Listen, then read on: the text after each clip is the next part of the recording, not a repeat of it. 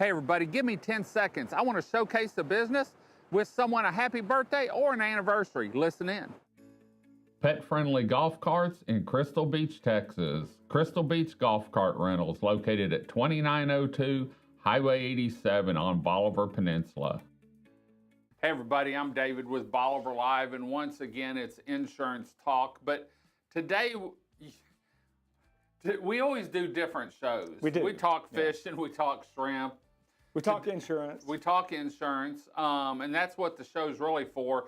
But to show a different side of things and to keep it interesting, today we're going to talk the New York City Marathon, which happened a week ago Sunday. And I'm happy to say Dan Priest from Priest Insurance started it, finished it. Out of 55,000 people, he finished it. I did. And for a lot of people, that's the accomplishment, isn't it? Yeah, that's always the accomplishment. You know, when you talk to marathoners and people that have done a lot of them, you know, it's just about the finishing. And I mean, you've got your runners in there because we were talking earlier. There were people, the elite people, think about this, ran 15 miles an hour for 26 miles. That's what I was going to say. We figured out how fast they ran. It was like a 2-point-something minute mile, wasn't it? No, it's like it's about a 4:12. 4:12? Yeah, that's fast. And then, but the last guy, this was a really great race. The last guy was 83, and he finished sometime at night. I don't know when it was, but I think finished. He finished, and you know, I've run a long time. I started running when I was 17 years old. From the law or exercise or exercise. Let me talk to Randy about that in Lumberton. Yeah, Randy would know the story. So I was kind of a heavy kid, and one day I went out and I decided to run 5 miles, and I got on the scale and I was like, man, I lost 5 pounds. This is great. I can do this. But I started running when I was 17 and found a joy for it, and never have I stopped. I did triathlons for a while, and we didn't run my first marathon, although I should have. I didn't run my first marathon until 15 years ago. And I've run several since, I don't know how many, lots of half marathons. I've traveled, met fabulous people in the running community. It's been great. You've done the Boston too. I have done Boston. Have you ever done the Houston? I've done the Houston half. Half? Yeah. I don't know why I've never done, I've gone to a lot of places and run a lot of marathons. I don't know why I've never done the Houston. I've done the Woodlands. Yeah, there's a lot of great ones. But so New York was different. There were 56,000 people. And runners. Yeah, runners.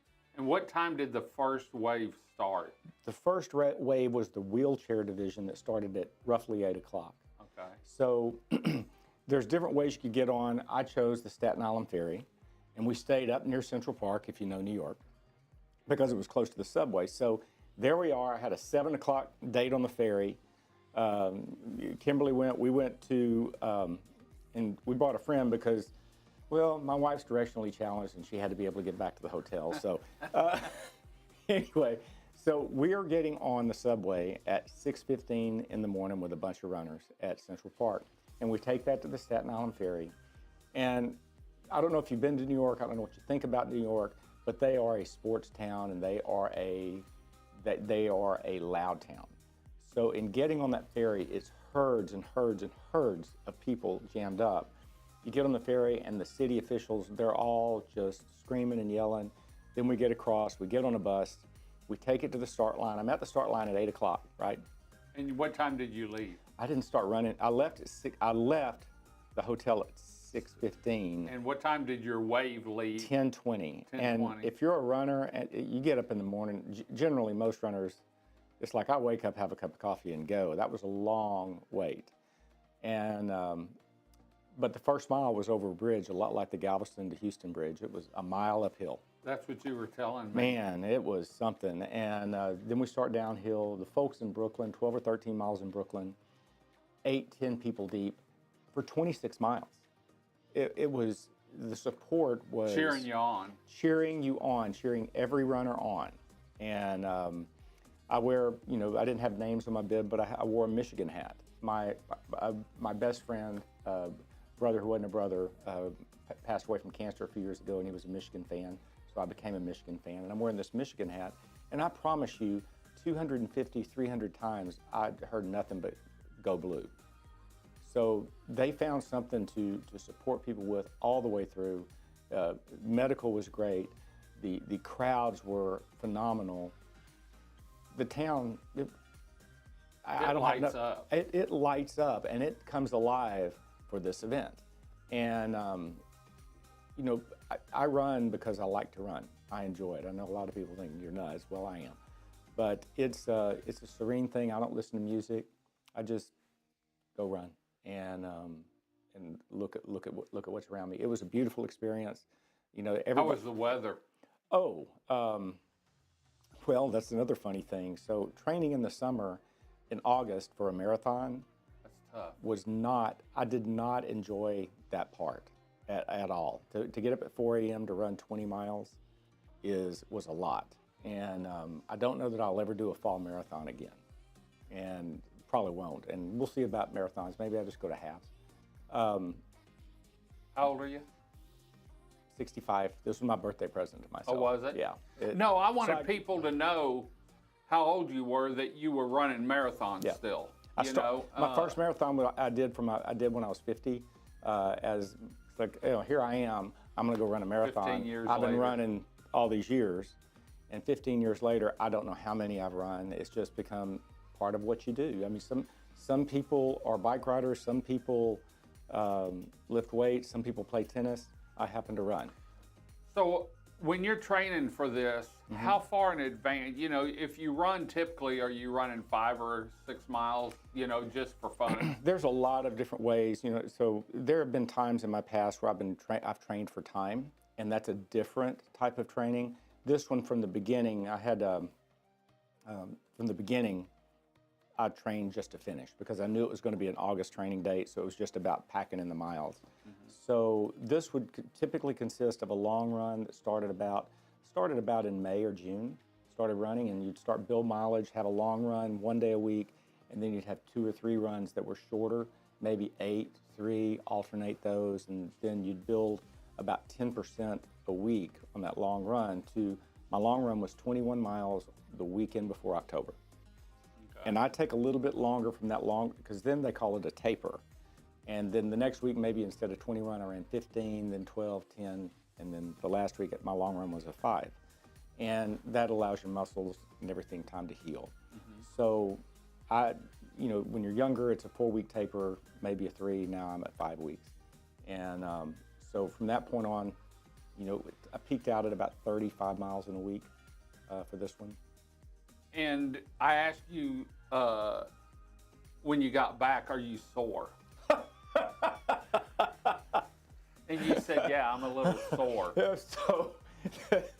So the only negative thing about the New York Marathon is, if you know Central Park, we run Central Park West, and you finish, and there's just so many people. And they give you a warming jacket, which is fabulous to stay warm, because it's cool. It was 45 degrees to start, and I finished, it was about 55. So that's cool. If you're sweating, you lost a lot, it's cold and the wind's blowing. Well, we had to walk from about 58th, about 65th to 77th to get out of the park. That's 12 blocks north. It's a long way. Runners were kind of like the March of Death because nobody wanted to run anymore. So get to the finish. I actually felt good because, again, I did this. I didn't press. Came back down looking for my wife and her friend, and they found me. They were having a glass of champagne at the local bistro. Celebrating for you. They hollered at me. But we went out to dinner, and, you know, yes, a little tight, a little sore. The next morning we had to get on a plane, and were you slow getting up? I was just slow moving. And I remember the funniest thing was I'm heading to that subway because we're taking the train to a bus to get to LaGuardia. And heading down is different than up, okay? It was much easier to go up, but my first step down into the subway, it did hurt. And I'm carrying my suitcase, and I literally just was laughing at how stiff I was all the way down. By the end of the first day, it's pretty much gone away, and kind of back to normal, yeah. So how long do you stay off running now? to let your body mend in that? So I've been swimming. I took a bike ride the other day. We got back so Tuesday. I took a bike ride, swam a little bit, swam yesterday. We'll see what happens today, but I probably won't run again until sometime. The earliest will be Sunday, and which will be a week. Yeah, it will be 2 weeks. 2 weeks. Yeah, and so from that point I'll come back and I'll have a little 5-mile run, and then I don't know. We'll see what happens from I there. was going to say, where's your next half marathon or race or run? I always tell myself I'm not going to do anything for 30 days. But when I finished that race, like I really thought this might be my last one. I don't know. I actually had so much fun running this one differently, just to enjoy the crowd and to finish, instead of trying to press for a time. It was. We'll see. I'll definitely. It's sort of like going out fishing. When I used to go out just by myself, or golf, yeah, you know, and just fish, I didn't have to worry about anything.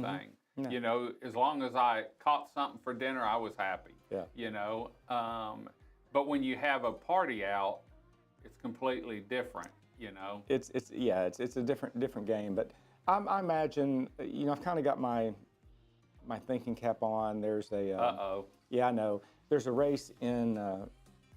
Kimberly, there's a race in there's a race at the end of March, I think, in Nashville. It's a rock and roll. There's bands. It's a nice little half marathon. So you're letting her know now. That's a possibility. Where you're going to be. Oh no, she'll go too. It's a two-for thing. Two-for. And it was so nice having her there at the end and her support. And she's trying to run all over town and catch me in subways at different spots with a friend.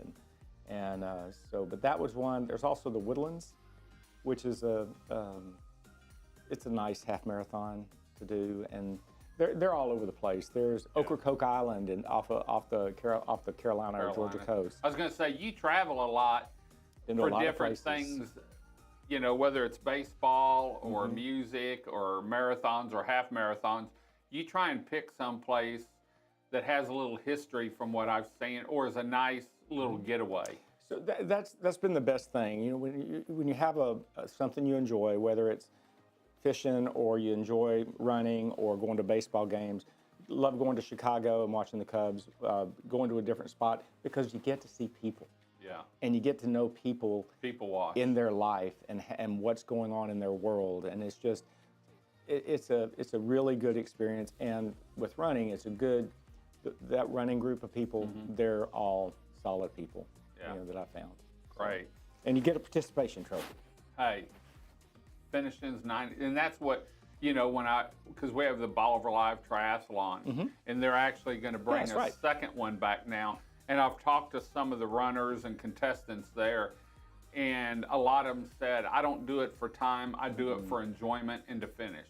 Yep. You know, if I can finish and improve just a little bit each time, and they've all told me, you know, different places, all different. Flat ground in one area isn't the same as flat ground like down here, you know, because the air is more humid, it's a heavier air, versus you go up north and are running on flat ground There's somewhere. so many factors. There's dew point. You know, everybody remembers the Wagon Wheel song, Rock Me Mama. Well, I found myself in Johnson City, Tennessee. And, you know, so you go there and it's all hills.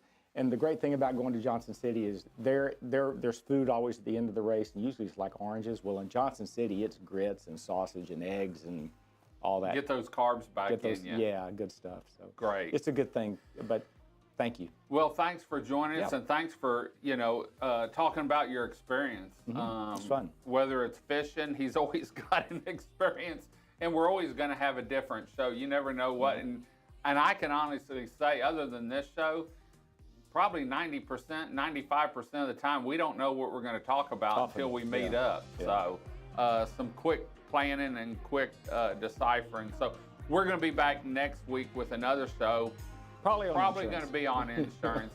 But until next time, I'm David with Bolivar Live. Y'all have a great day, great week. Come see us. God bless, and bye-bye.